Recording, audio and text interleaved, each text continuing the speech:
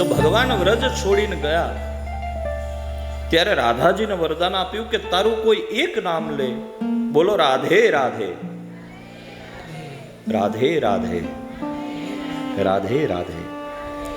તારા એક નામની સાથે મારા 4 નામનું પુણ્યનું ફળ મળી જશે. તો એક રાધા એટલે 4 કૃષ્ણ, 4 કૃષ્ણ એટલે કેટલા રામ? 8 રામ.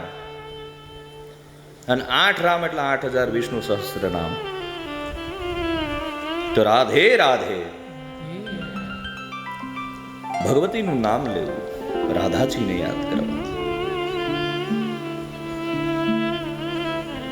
નામ વડો કોઈ નહીં આ જગતમાં. સત્ય, ત્રેતા, દ્વાપર અને કલી, આ 4 યુગમાં કલિકાલમાં સૌથી મોટું હોય તો નામ છે પ્રભુ.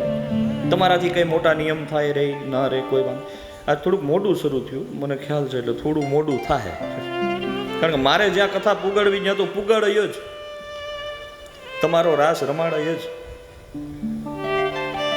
આપણે જે ક્રમે હાલશે એ ચાલશે.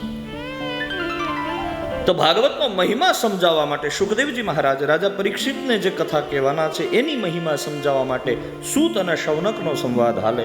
અને સૂતે શૌનકને સમજાવ્યું કે આ કથા કેવી છે. હરિ અનંત છે, હરિની કથા પણ અનંત છે. 7 દિવસમાં 335 અધ્યાય, 18,000 શ્લોક પૂરા ન થાય. સવારે 7 વાગ્યાથી શરૂ કરીને સાંજે 7 સુધી કરો કથા, વચ્ચે ખાલી 1 કલાકનો વિરામ. 7 દી નહીં, 1 મહિનો કરો તો પૂરી ન થાય.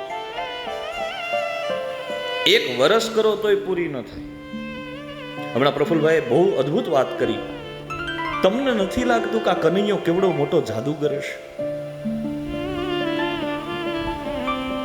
5000 વર્ષ પહેલા જેણે વાહળી વગાડી એની વાહળીના સૂર ઉપર આજે મોટા માંડવડા જો નાચતું હોય તો એ વગાડવા વાળો કેવો ખતરનાક માણસ હતો.